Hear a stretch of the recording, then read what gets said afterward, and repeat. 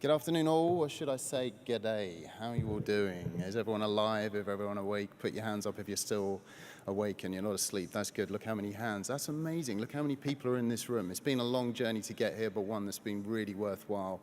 It's great to be in the home of our strongest alliance partner here in the USA. That's pretty awesome to be here.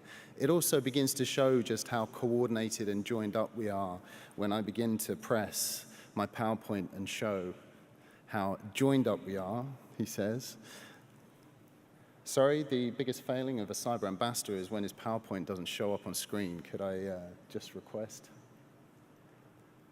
So I'm going to start talking anyway. What I was going to say is that what it shows is that actually we are so joined up that me and Rob actually started our PowerPoint presentations at the same point, to the extent that even actually the photos that we had in the first slides were identical. And I think it just shows you that we are so cognizant of the kind of journey that we're all on as a global nation, as partners in cyberspace. And I think it's remarkable. If you step back in time, you can see the pace of change that we've encountered over the last 35 years. If you think about those first mainframes in the picture that Rob had on his PowerPoint slide, they used to take up an entire room. You'd be talking about costs of $3.5 million or more.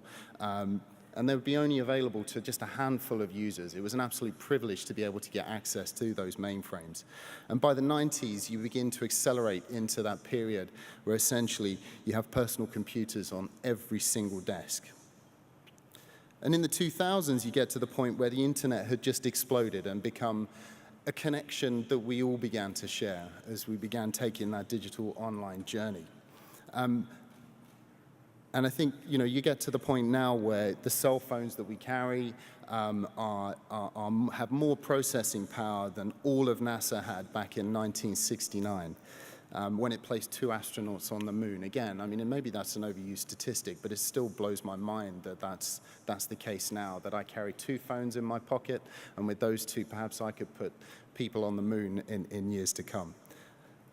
In many ways, it's like if I was going to tell you that in 35 years, perhaps you had a passenger jet in your garage. That's the kind of acceleration. I wouldn't mind 2 passenger jets in my garage if I could actually fit them, but that's never going to be the case in my line of work. So where we've got to in the space of 20 years in the online world, we now have a society where 3.5 billion people are connected to the web.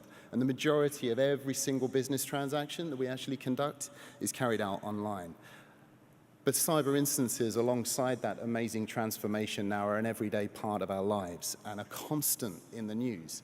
I would challenge anyone in here to put their hands up and actually say, I have not seen some kind of cyber reporting in the mainstream news in the last week.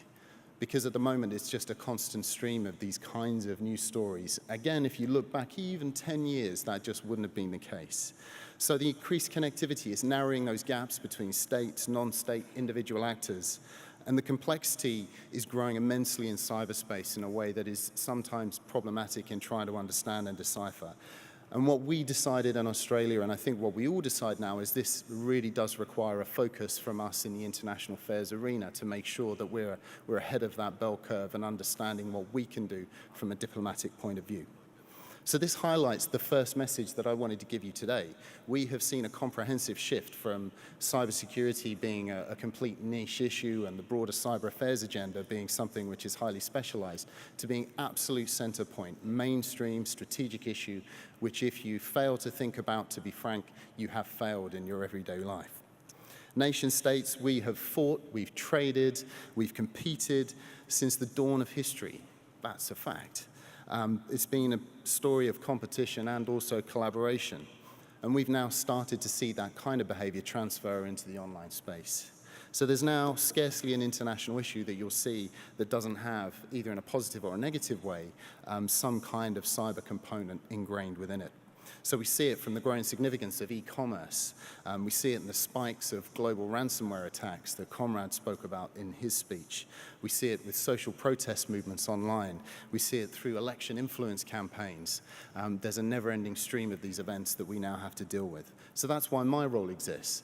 That's why a number of roles like mine are now developing globally in order that we can actually combat, we can use diplomacy to simmer some of those tensions at times, but also make sure that we're taking advantage of all of those good things that exist in the online space. And that's why I'm the first Australian cyber ambassador. It's a great privilege.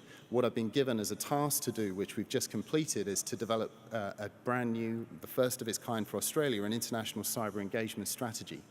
And while the strategy is yet to actually be released, I thought we could secretly, within this room with the very few people in here, don't tell anyone, could share you some of the key highlights and some of the key themes that we're going to be following over the coming years from having developed that strategy.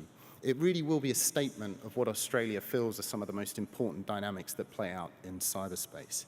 We'll introduce what we believe is a pretty forward-leaning document, really outlining a practical program of work of how we're going to take both advantage of the online space, but try and ensure that the space for the bad guys is compressed and not as broad as it currently has.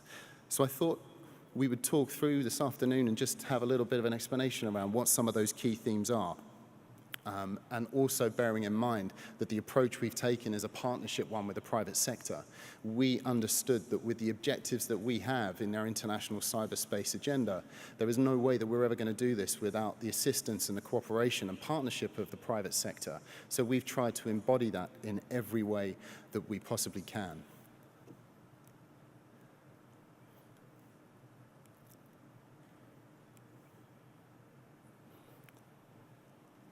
And finally, this is our mantra that we're holding the strategy to, which is we're global in perspective, we can ill afford to be any other way, but actually we're regional in focus. We think we can bring the best bang for our buck if we are focusing on the region in which we sit in the Asia Pacific.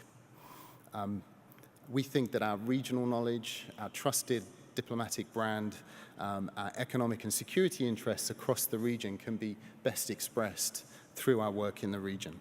And that's where we will bring most benefit, not only for Australia, but for our regional partners and also for our international partners too. And it's easy actually at times to get pretty fearful of all the threats that you hear about, and rightly so. They're pretty worrying what's going on. But actually the way that we place this agenda is at the heart of the digital economy. This is a global economic prosperity issue, and if we don't address the negatives, we'll never take advantage of all the amazing opportunities that the international cyber domain offers us. It's an economic opportunity that we can ill afford to miss out on. We're lucky we all sit in one of the most economically vibrant regions anywhere on the planet, but also one of the most diverse. It's growing in terms of connectivity in a way that outstrips anywhere else in the world. Over 50% of the world's internet users are now in the Asia Pacific for the first time ever, but still over 60% of all of the Asia Pacific individuals are not connected still to the internet. So as a potential growth model, our region is the place that you want to be. So that's why we look at digital trade. How do we enable digital trade? We're already doing that through our free trade agreements. 10 out of our last 11 free trade agreements have a specific digital component, and that's something that you'll see in both our strategy and also our free trade agreements going forward. But we feel that it has to be recognized that we don't benefit from any of these things unless it's underpinned by a cyberspace which is open, free, secure, and gives us all the future prosperity that we want. And so to do that, we feel that we need to assist in building a strong and resilient cybersecurity posture, not only for Australia, but for our regional partners. Effective cybersecurity is the key to unlocking the door to all of these economic prosperity issues that we're looking at. And I've spent the first 8 months of my job trying to understand what that dynamic looks like firsthand with partners around the region. And it's such a diverse region that we sit in. There's some countries are on the cutting edge of technological change, but others are at the beginning of that digital journey. And there's a danger that in the rush to connect, some of our partners might actually miss out on concepts of what cybersecurity means on that education piece of making sure that their populations, when they go online, have an understanding of what basic cybersecurity looks like for them. We found in our journey around the region in these first 8 months, we find constant problems with cybercrime. Regional partners who are struggling to respond to the legislative pressures, to the judicial pressures, to the ability to be able to investigate forensically what's going on in the criminal space. And our efforts really are targeted at trying to uplift that ability in the region. I could run through countless examples where countries are struggling to respond, and they're seeing an actual physical shift of cyber criminals into their own jurisdictions and really struggling to deal with those. And we see that it's disproportionately hitting our region.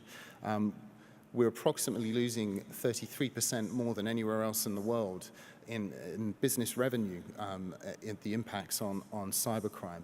We're seeing that 27% of all ransomware is actually being targeted in our region. That's more than anywhere else in the world. So that's not an ideal picture to be in the middle of.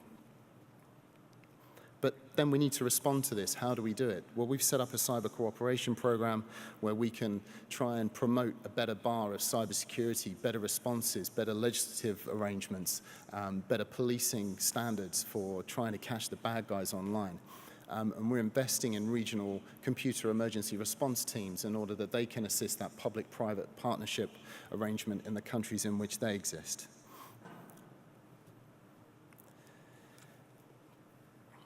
One of the big issues, and Rob spoke to this in his speech, is about how do we encourage that responsible state behavior in cyberspace piece. And we feel that this is a problem that's increasingly prevalent. We're seeing the blurring of lines increasingly between state and non-state actors. You can see it through a range of different activities. The US here felt you had enough evidence to name North Korea as the culprit for WannaCry. We've seen numerous open source studies, including the Berkeley Review, who point the finger at Russia and the blurring of the lines between the state and serious organized criminal groups. And this is problematic because it makes that adherence to norms and laws far more difficult to actually point to and actually respond to.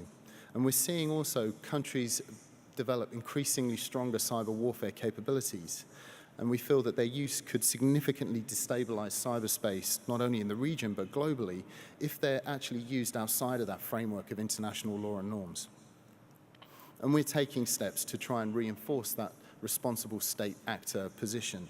And you'll see that through the strategy where we publish all manner of commitments that Australia puts forward in terms of international law and norms. With fake news, hacking, IP theft becoming tools which are becoming all too ubiquitous, we're increasingly concerned that this kind of behavior needs to be squashed. We're concerned by the increasing willingness of states and non-state actors to use these kinds of capabilities, undertaking malicious cyber activity, which is contrary to international law. And we've been incredibly active in our diplomacy, not only through the UN group of government experts, through regional ASEAN groupings, and globally, but also in our bilateral relationships. We also, like the US, just recently signed an agreement with China, where we agreed to adhere with international norms in cyberspace, and also including not conducting cyber-enabled IP theft against one another. So having established clear norms of behavior in cyberspace, they're there, they've been agreed already, and it's a bit of a misnomer when we feel that they might be rearranged. They exist. It's more about how do we make sure that they stick? How do we make sure that norms are more operationalized in the international space?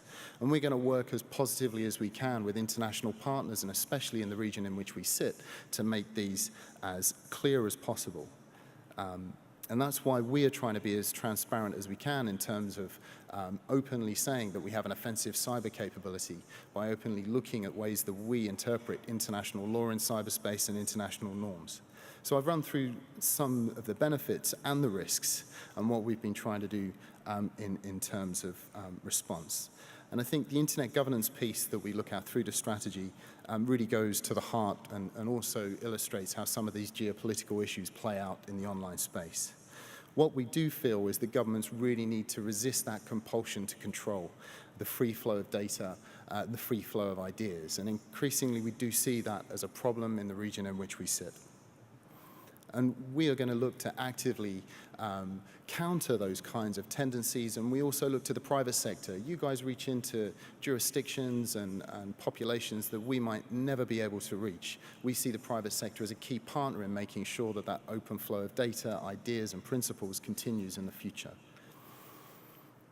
So we also see that the issue of human rights online is just as equally important and applicable as it does in the physical space, and that's something that we will look to promote through our international engagements. And we also see what an important role digital technologies are playing now in the development space. So we're committed to making sure that in our development programs and in our aid delivery, we're looking at new and innovative ways of delivering the Sustainable Development Goals, which can be enabled through the digital domain. So I've given you a bit of a whirlwind of what our international cyber engagement strategy would look like. And hopefully it gives you a few takeaways in thinking about what Australia is going to do. I mean, watch this space. We'll be releasing it officially in a few weeks' time. So keep your eyes peeled for what else it might actually contain. I'll get in severe trouble with my minister if I went too much further than saying what I have today. It's hers to deliver and promote.